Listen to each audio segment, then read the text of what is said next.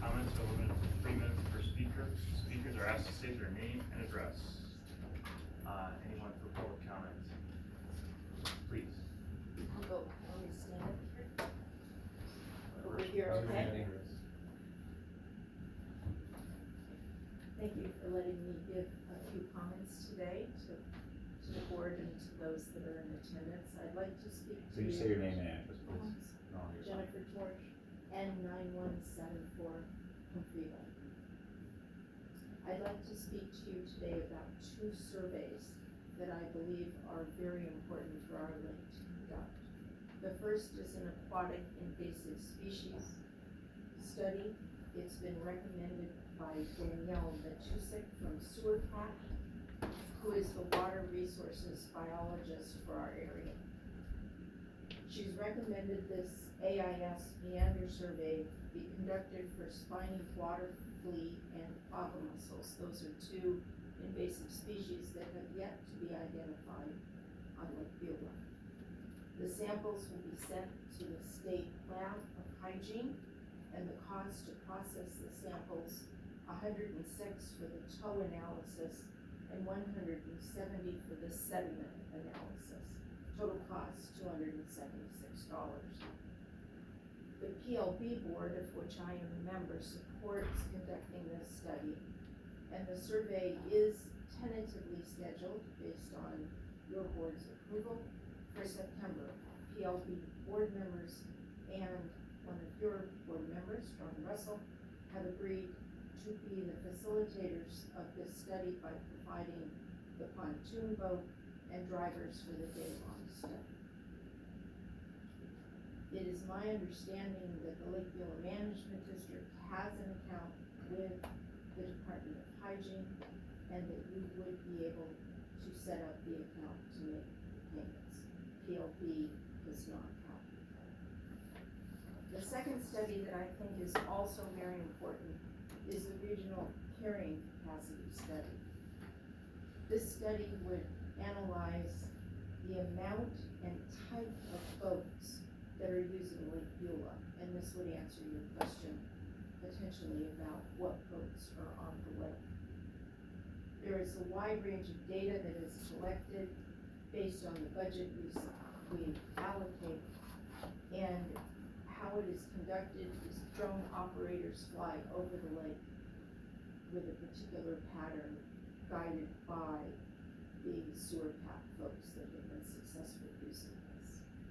The cost of that study would be approximately $650, and it would increase based on the granularity of the report that we wish to have. Considering that the East Troy Town Board has allowed any number of boats to launch because they're allowing boats to launch and then the individuals to park their trailers elsewhere, I think this study is of particular importance to see how many boats are actually using our lake. This study could be potentially conducted on Labor Day weekend when it would be a high use weekend, or this study could be funded and postponed until next year, Memorial Day or 4th of July. And it is dependent on Sewer Pack being able to have a qualified drone operator available, and we're in a little bit of a short time frame right now to have it happen by Labor Day. I also have a few additional studies that would be interesting to conduct and very valuable to understand the ecology of Lake Beulah, and I can speak to those at another time, or if you want me to review them quickly, I can. Jennifer, on the recreational carrying capacity, I've heard that term used. I've heard you use it. It's to tell us like when is too much. Like there's such a thing as having too many boats on the lake, I would assume. Yes.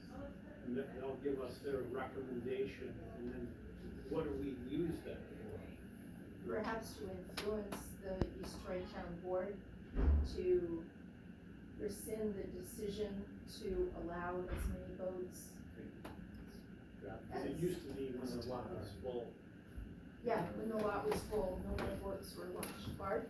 That's not a town board decision, that Okay. was, really promoted by the DNR.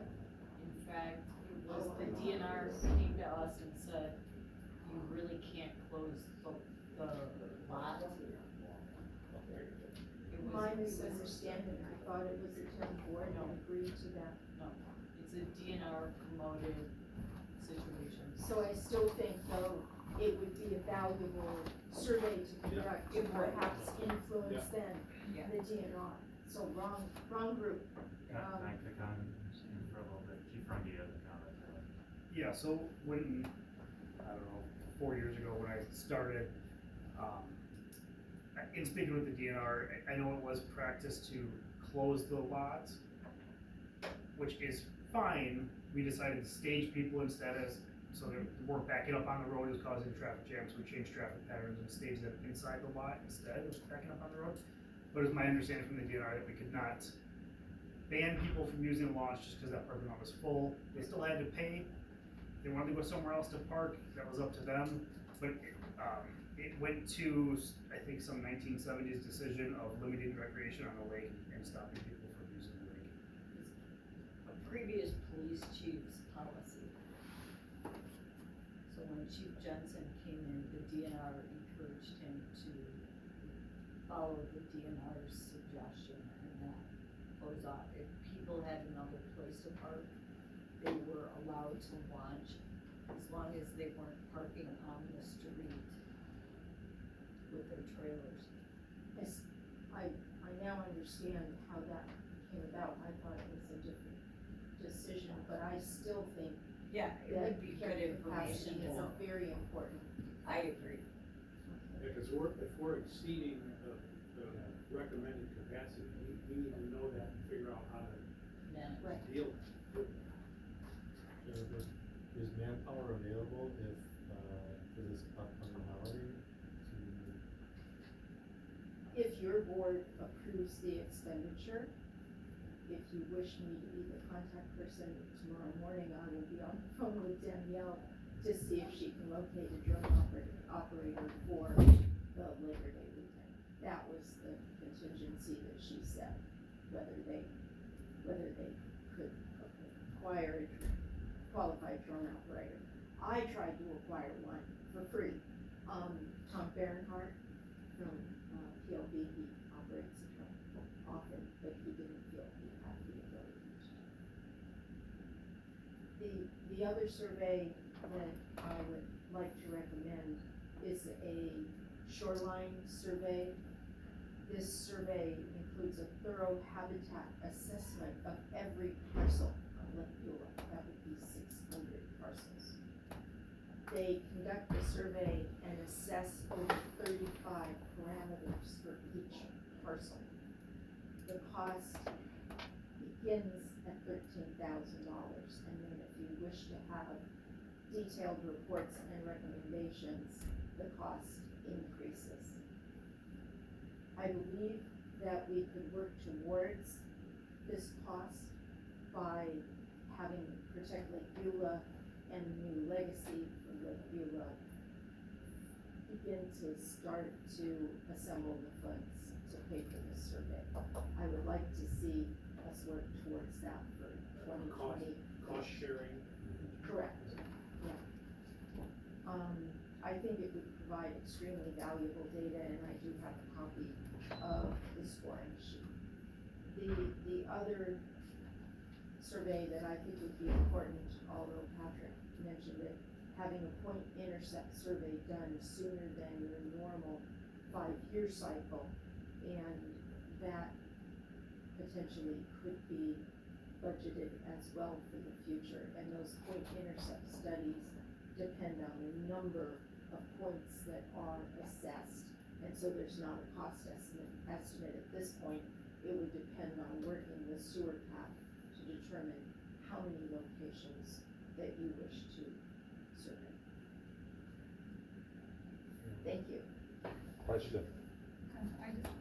I think Lake Geneva did this full study a couple of years ago, and I think one thing you ran into was the weather. on the day they pick, so that might be something to think about. It Right. didn't show the amount of the capacity that the Lake Norman has because of the weather. Right, that would be a consideration. I mean, if it's pouring rain on the day, Right, I Cancel. do remember reading it when I went to one of the meetings, they went out to that. thank you. Additional questions? All right, thank you. Still in the public comment section, I think we are. Please. Beth Lanham, W1544 South Shore Drive.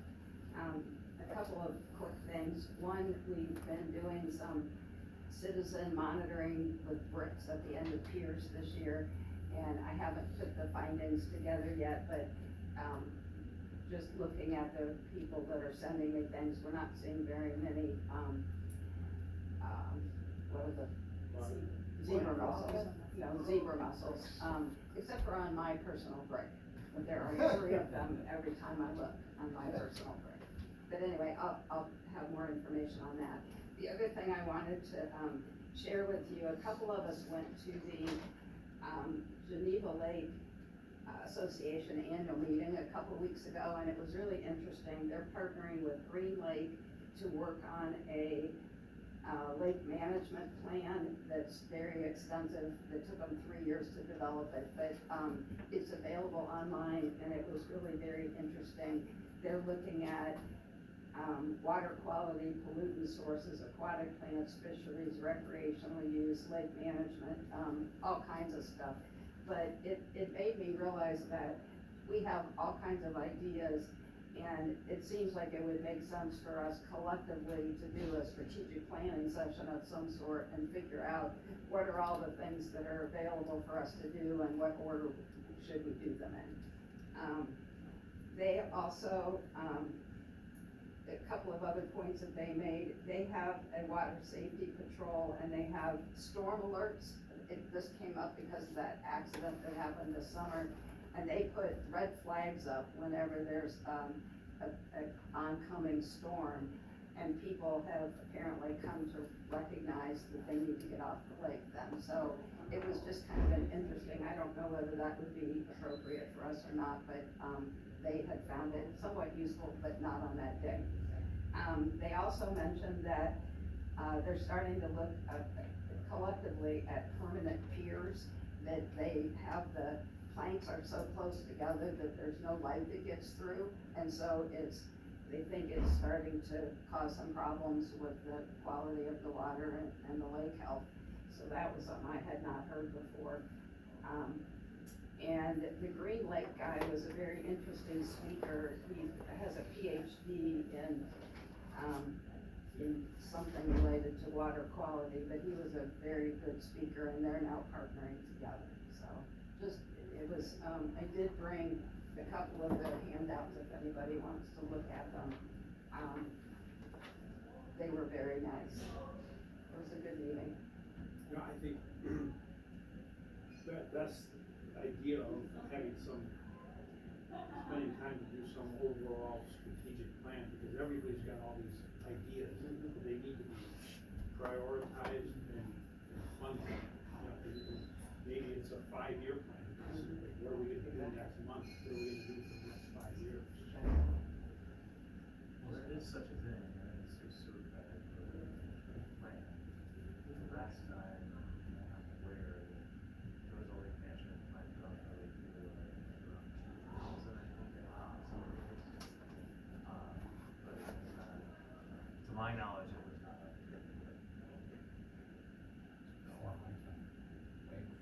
The DNR did a plan in the early 2000s, It was DNR. all the sensitive areas in the lake. So, I mean, that's something we need to look into.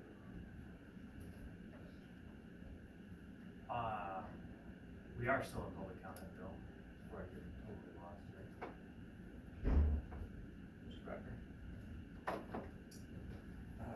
John Becker, W1958, Pastime Lane. I'd like to pay a tribute to a former member of this organization, who was treasurer, and a few years back, and really got things in order. It was Dick Dow. Dick passed away in July, and because of him, a number of people are on the board today or have been on the board in the past. I think it was son-in-law, Chris, Valerie Johnson, he got on the board, got myself on, and I think he's influential in getting other people on too. But he did pass away, and a tribute to him. Did a great job, very respectful. The other thing I want to talk about is the water patrol. To me, the water patrol is not as effective as they could be. We all heard the stories, and it's been the stories throughout the spring of this year and into the summer. And it's certainly been a problem in just covering the lake at the right time and in the right way. Just putting down numbers of hours worked is not managing the job. It's just a metric of some sort, but it's not managing it. When it comes into managing something like that, you have to look at the location on the lake, just the season, the time of day that you're gonna patrol it, and the day of the week, and a lot more factors get into it. So to me, it's an endeavor in managing, and that is the critical thing.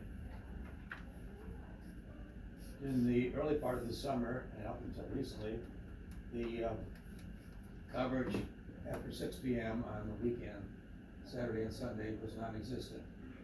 And that is probably the most violent time on the lake for boats, boat traffic, and boats violating the law, and no patrol.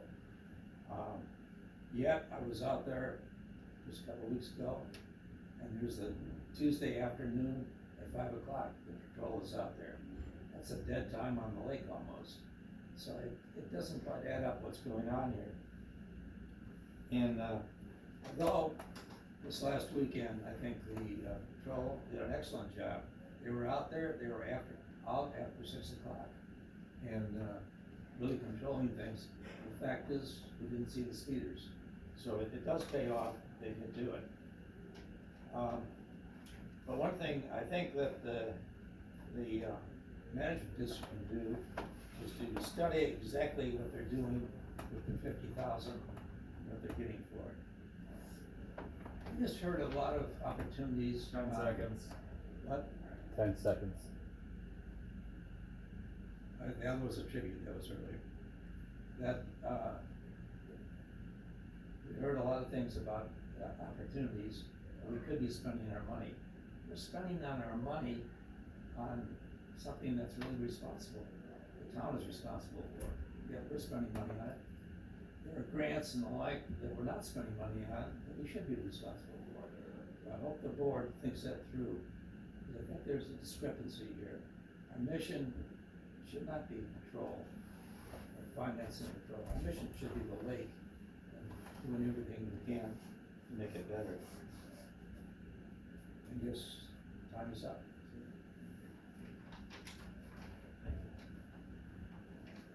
Additional public comment, Mr. Starr. I got a few things I'd like to talk about if I could. This was over the weekend, a 35, 40-inch northern was dead, floating around in the lake out there. I also spotted another bass that was washed up on shore, not a monster bass, but it was nevertheless, so there is some dying off going on. I don't know if it was hit by a prop or if it was something got it, I don't know, but just something to bring to the board's attention. Another thing I'd like to bring to the board's attention is, there's an ongoing effort, by the town board to speed up the demolition of the Lindy's property.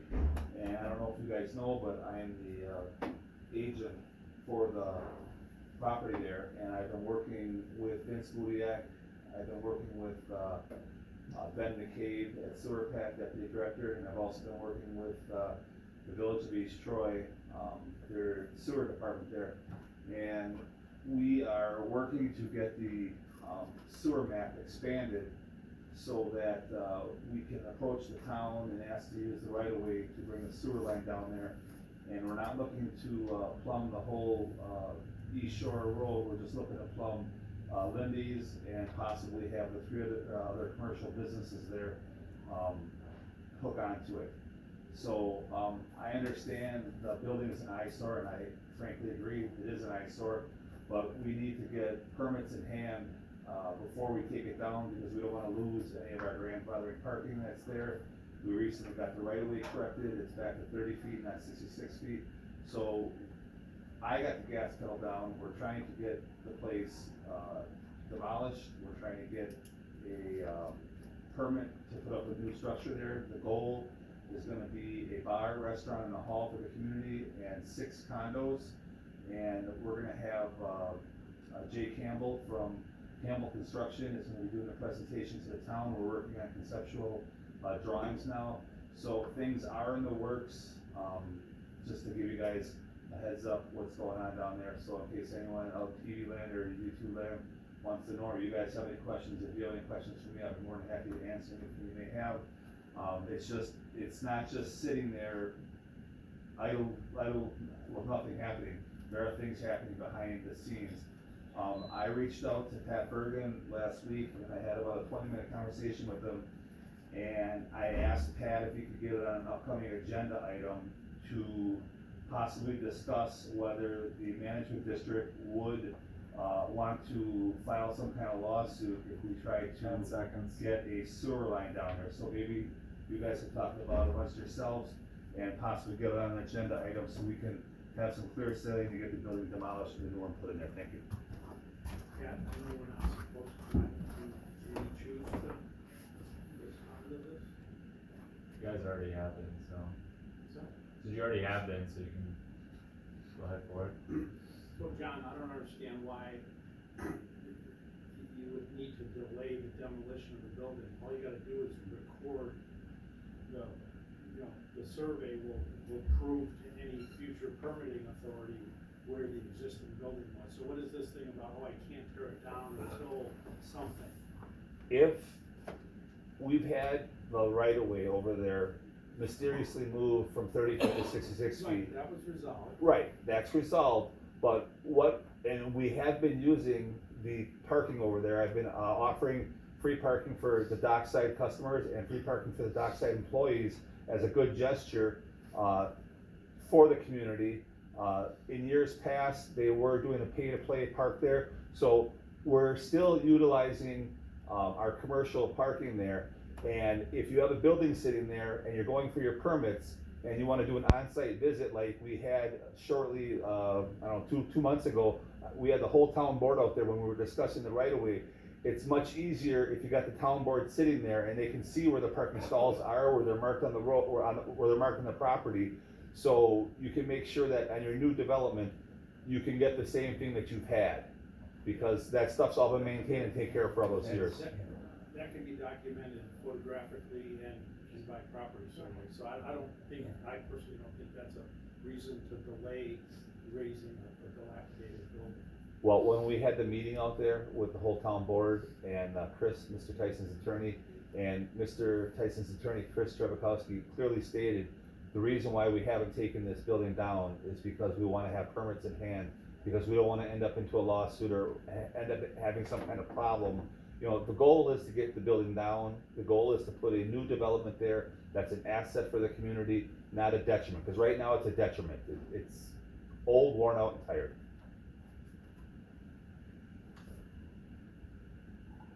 Any additional public comment? I think we have people on Zoom, so. Yeah, there's somebody on Zoom. Alright, Tom, we'll go to you. First name and address, please. You'll have to unmute. Tom Van Bogart, W20 Third Beulah Heights Road. I just want to make an announcement that the Lake Beulah Natural Shoreline Alliance is hosting an educational session on September 26th in combination with Divine Word. It's going to be from 9 to 11, and it's going to be speaking to a lot of what we were talking about here. The importance of educating people as to why a natural shoreline is good for the lake, and some opportunities as far as scoring the shoreline of Lake Beulah and how that's all done will be presented on. And it'll be an opportunity to talk about potential grants and things that homeowners could do to do more natural shoreline activities on their own property. So if you're available and would like to be a part of that, again, it is September 26th at Divine Word from 9 to 11. Thank you. Mary, did you wanna make a public comment?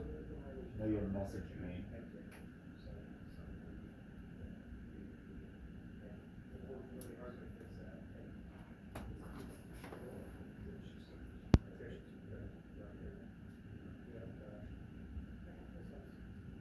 Mary, you're muted if you're trying to talk.